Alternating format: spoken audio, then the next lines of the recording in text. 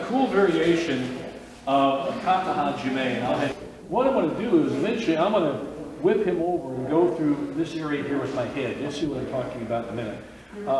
But basically what it is, I've got him down. Okay, I'm going to open this lapel up, I get his lapel under here, drag him out, and I get under and roll. Okay, can I have you come out here and demo that? We're engaged and we're grappling, and what Derek wants to do, you know, this is kind of an unexpected move, and that's why it does work. Okay, so why don't you come up just a second here? When he's grappling, when he starts, instead of being straight on, you want to start a little bit to the angle. So, and at this point, I might have to, any way I can grab, I might have to palm up and grab this open and flare it. You know, and then once I do that, then I can sneak it and take this. Okay, so any way you get this flared open. Now, the ideal situation down here, you grab here and you flare it open, and there you go, nice grip there. But you may have to palm up too. Whatever you need to do, but flare that out. That gives me room, kind of lift up here so much. That gives me room to get this choke under here like this. That's what's going to take it. And so, see my thumb close up here by his ear. So that's the. Now when he does this with his right hand, he's going to come around Eric's neck, and he's going to reach under, and he's going to grab that lapel. So can you see how he reaches that lapel? Everybody see that? Okay, so there's the action. So he's got the lapel strangle started there. That's the setup. Okay. Now, he's going to back out a little bit with his body because he needs room to roll. And you notice he's kind of at an angle. He's not straight. And that's really an important thing here, to get a better roll into it. So he knows he's angled out here. Now, what he's going to do with his left hand, kind of come up so we can see here, guys. So he's got all this, okay? Now, with this hand here, if Eric has his arm in tight, still trying to defend, come on back down, guys. Derek might have to pull that elbow and drag it out and open. You've got to create an opening here. In other words, make a hole, okay? And that's what he's got to do. So he might have to pull that out and open there. Pop it out. Now he wings palm up, and he does like a Kata Jime from the top. A reverse Kata Jime, okay? Single wing choke, all right? Now, what he's going to do is dip his head real throat. He's not going to roll over his head. He's going to dip that head through the hole real hard and whip Eric over. Okay, that's what he's going to do. And he comes over, and the more he keeps rolling, the more the choke tightens, the strangle tightens. He stopped there because he didn't want to finish out and really get a bad gag effect. But you keep coming over onto your top, and you might even come over even into a tripod situation. So catch him open there, drag it open, whip, and you can finish out in a nasty.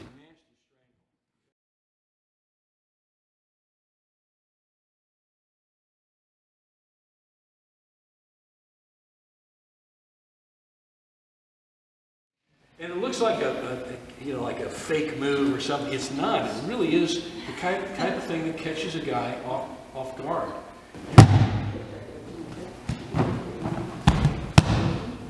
You notice Eric had nothing to tap with his hands, so he did his feet. You notice how he tapped out with his feet? Definitely do that. Okay. That's a reverse angle Kata Jime, single wing strangle. All right. Give it a try. Let's go do it.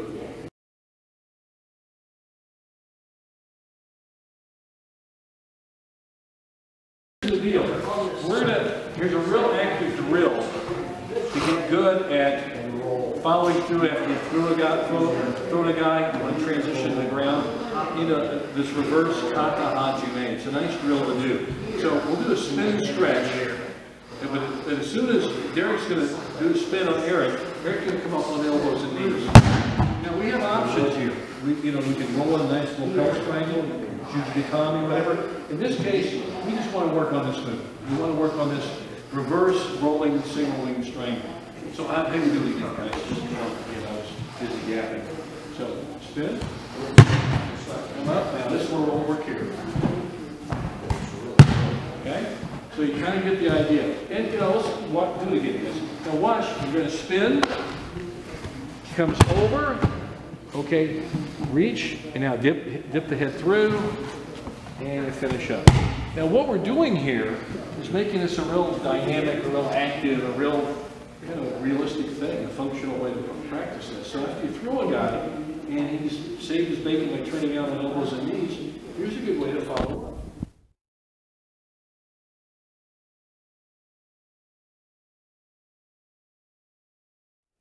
up. So let's drill on that a while. it gives you a lot of practice in actually doing the strangle, and it gives you a real practical way of doing it. Plus, it puts you in a good position as a transition. You notice how Derek was kind of up and tripoded up and gave him more room, more torque to whip it and catch it. And if you need help on that aspect of it, think of it like it's a front arm-in headlock or an arm-in guillotine setup. So when we're here and I'm tripoding, I'm actually catching his head and his arm. And I'll just reach in and flare, and then my hands are in there, and he's still thinking guillotine. By the time I flare, and I'm free. So that also gives me options if he gets squirrely and starts moving around, but it's a real easy way to collapse down on somebody once they've turtled. I know he's there, boom, okay? My whole weight's on him, that keeps my hands free instead of having to post up. So he's carrying my weight, and we're through. Okay, do mine one more time. Pull this, spin and scratch your head.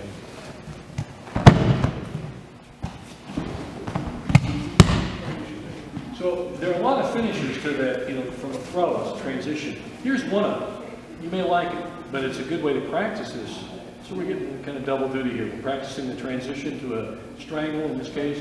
We're definitely practicing a specific strangle of the reverse Kata Jime. All right, let's drill on that. Okay.